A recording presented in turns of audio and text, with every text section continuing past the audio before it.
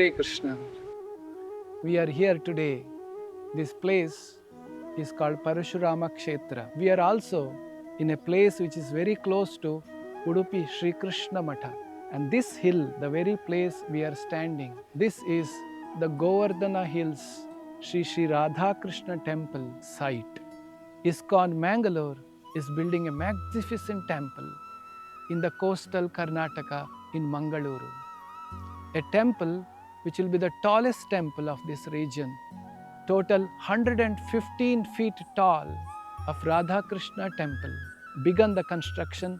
As you see, the pits are made, the columns are going to be raised from this very place.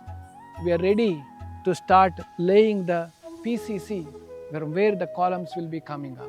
Just behind the temple where we are cutting the stones, these stones will be used for building the temple. And the center of the building, you can see the place where Lord Krishna is going to touch his lotus feet.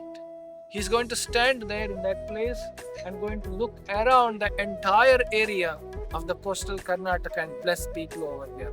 And this is not just some cement, steel, some stone, some building.